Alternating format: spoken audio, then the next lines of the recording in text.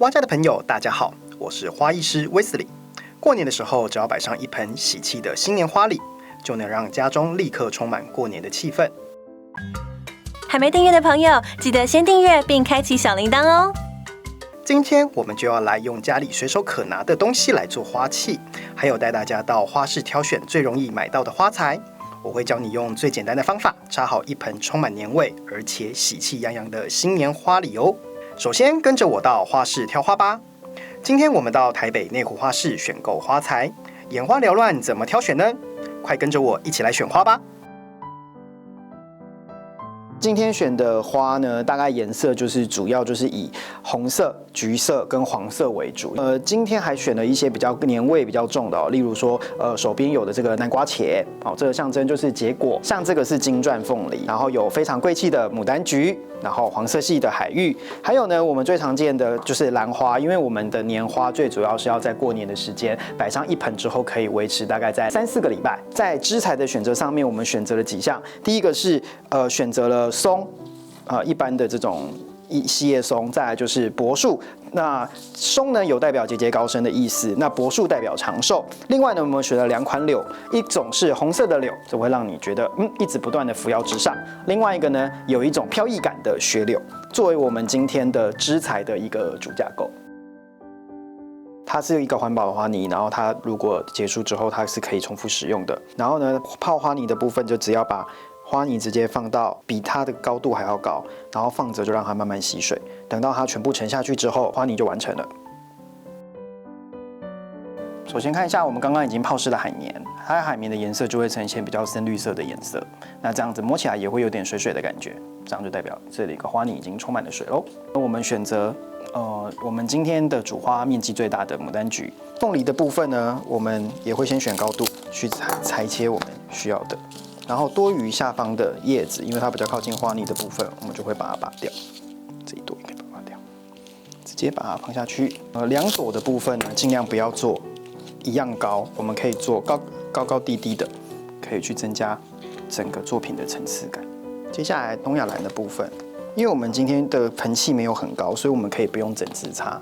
我们呢选择刚刚一整枝的部分，我们选择比较上段的部分，然后把多余的枝角剪掉。兰花呢，其实是一种过年的喜气感。接下来，我们用黄色的海芋，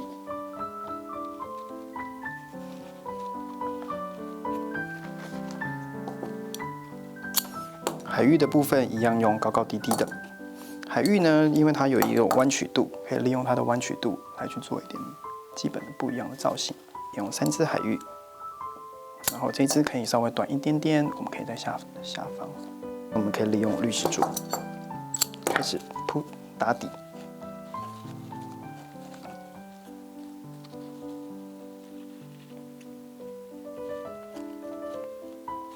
多余的叶子，我们可以把它去掉。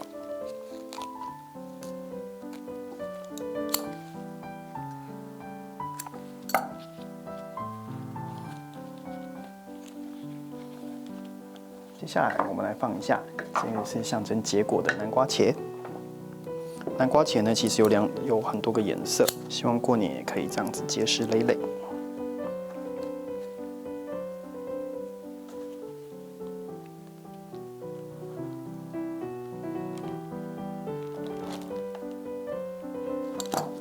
接下来我们利用一些比较细小的碎花，补一些其他的空间。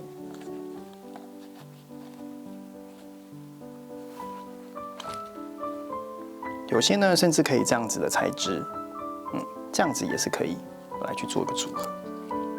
像刚刚拔掉的这几个小枝的这几个，也可以把它整理在一起，然后呢，集中在一堆当中，插到海绵去，增加整个作品的丰富度。目前呢，我们的整个的作品大概就是已经放满了整个篮子。接下来我们想增加的是整个作品的高度，所以我们选择了让你觉得步步高升的直松。它一节一节的，其实就象征着今年的你会步步高升。接下来我们来选择用柏树，刚刚提到的，这是有点像是祝福延年益寿松柏常青。柏树其实是非常有韧性的，所以你可以稍微弯折它一下。这些中间的空洞呢，可以利用其他的一些小枝条，开始慢慢的去把颜色做一点区隔。今天我们选择的是金色的珊瑚礁，这是喷漆的，所以它其实是干燥花。点缀呢，其实就只要因为它是干燥花，所以你只要把它点缀进去，放进去就好了。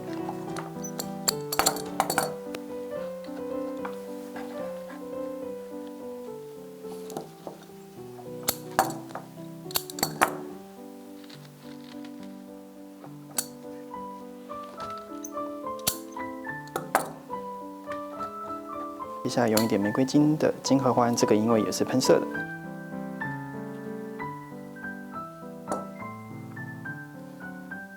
甚至呢，可以这样子放在绿石柱中间，让它像长出来的果实一样，固定它就可以喽。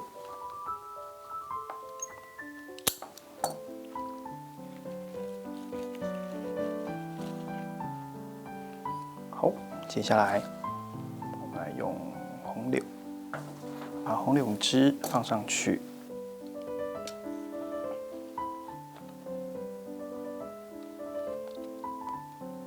稍微调整一下，它就可以有它自己的弯曲度在。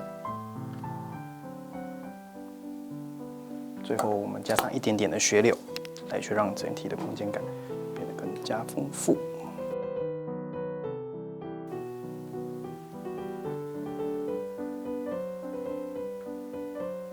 好的，我们的年画作品兰花就示范完毕喽。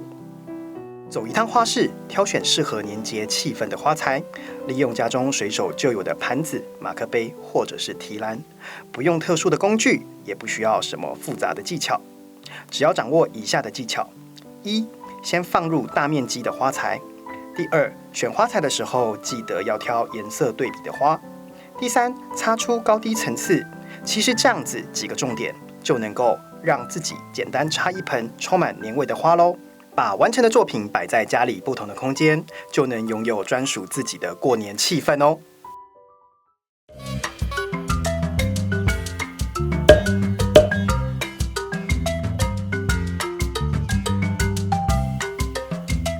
最后记得按赞、订阅并开启小铃铛，锁定蛙家每周3更新，带给你一则让生活更美好的优质内容哦。